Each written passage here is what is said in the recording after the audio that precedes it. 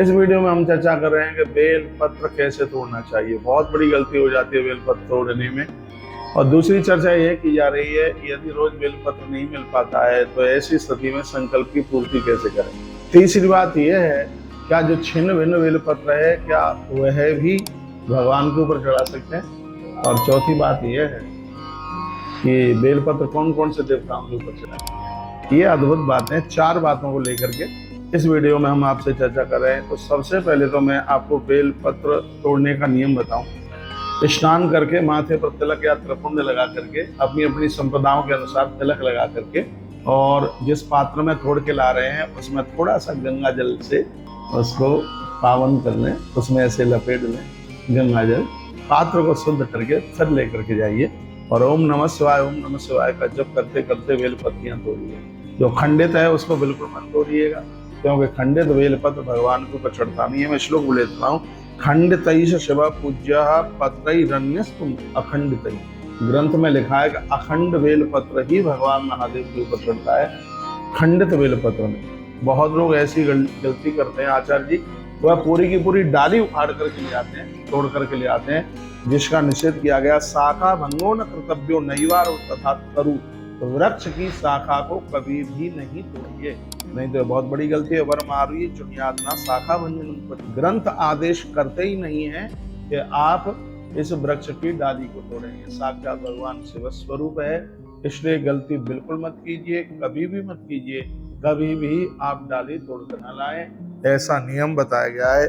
मैं अद्भुत एक ग्रंथ के द्वारा ये बात आपको रख रहा हूँ। अगली बात कही गई है कि यदि बेलपत्र मिलता नहीं है तो क्या चढ़ा हुआ बेलपत्र द्वारा चढ़ा सकते। तो कितनी सुंदर बात कही गई है। हाँ, यदि बेलपत्र मिलता नहीं है तो चढ़ा हुआ बेलपत्र आप द्वारा बिल्कुल चढ़ा सकते हैं। कब तक चढ़ा सकते हैं, लिखा है षडमासानंतरम बेलपत्रम पर्युष्णम भवेत्। एक बार का बेलपत्र चढ़ाया हुआ उसको 6 महीने तक उसको आप धो धो करके आप चढ़ाएं। मान लीजिए आज आपने बेलपत्र चढ़ाया और उसको आप 6 महीने तक ऐसे ही धो धो करें। लेकिन एक बात करें, 2 देवता ऐसे हैं जिनके ऊपर महादेव का चढ़ा हुआ बेलपत्र चढ़ाया जाता है। कौन कौन से हैं? एक है भगवान सूर्यदेव और दूसरे भगवान गणपति।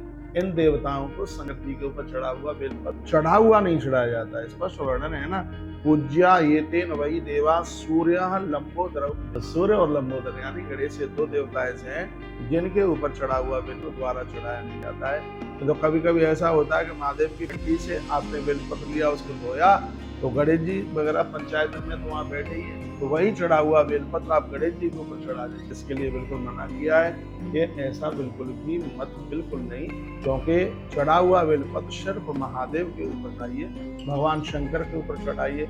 हाँ, इसमें वर्णन है कि गणेश और सूर्य के ऊपर मन चढ़ाइए। नंदी पर चढ़ा सकते हैं, पार्वती पर चढ़ा सकते हैं, कार्तिकेय जी पर चढ़ा सकते हैं चढ़ा हुआ बेलपत्र, लेकिन बेलपत्र गणेश जी और सूर्य के ऊपर नहीं चढ़ाया जाता। वर्णन है ना, पूज्या ये तेन वही देवा सूर्य लंबोदरम।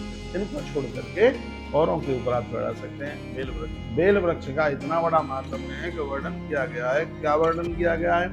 ये वर्णन किया गया है कि जहाँ वृक्ष का वन होता है वह स्थान साक्षात काशी के रूप में। लिखा है बिल्व वृक्ष वनम यतः सात वाराणसी पुरी। जहाँ बेल का वन है वो स्थान साक्षात बनारस है, वाराणसी है। बड़ी सुंदर बात आपको आनंद आ जाएगा। वर्णन है कि यदि बेल वृक्ष के नीचे बैठकर आपने भगवान शंकर का मार्गदर्शन किया, दुनिया के किसी कोने में किया है, लेकिन बेल वृक्ष के नीचे बैठकर आपने मार्गदर्शन किया है, तो आपको काशी में महारुद्राभिषेक करने का ही फल प्राप्त होता है। इतनी बड़ी महिमा बेल की है। बेल वृक्ष लगाइए, बेल वृक्ष को नुकसान मत पहुंचाइए।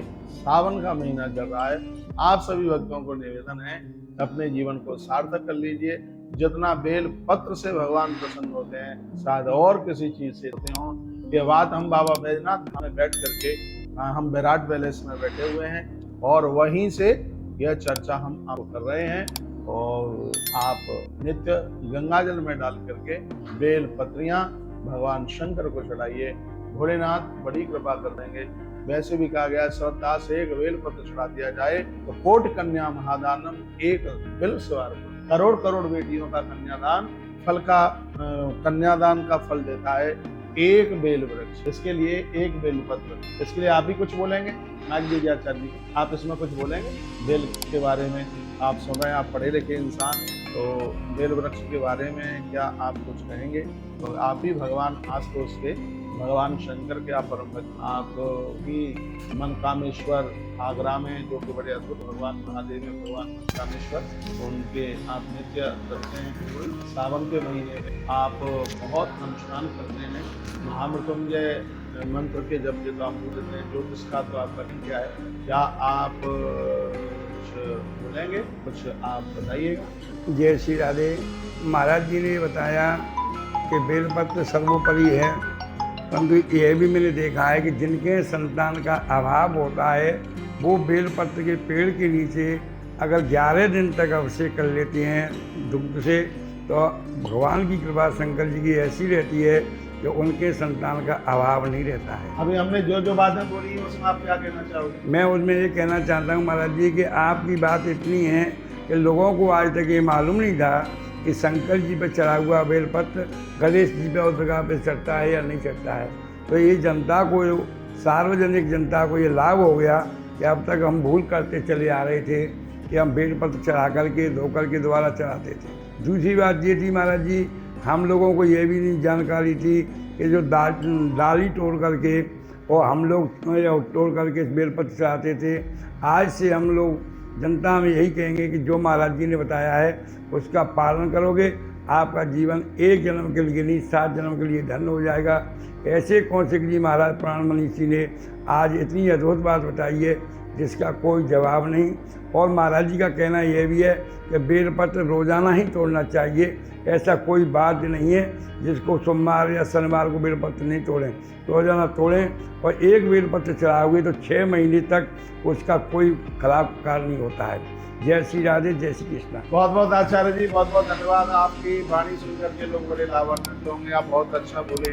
लेकिन अगली वीडियो में हम ये बताना चाह रहे हैं कि बेल वृक्ष की परिक्रमा कितने समय करनी चाहिए, जय हो। सुबह करें या दोपहर करें या शाम को करें।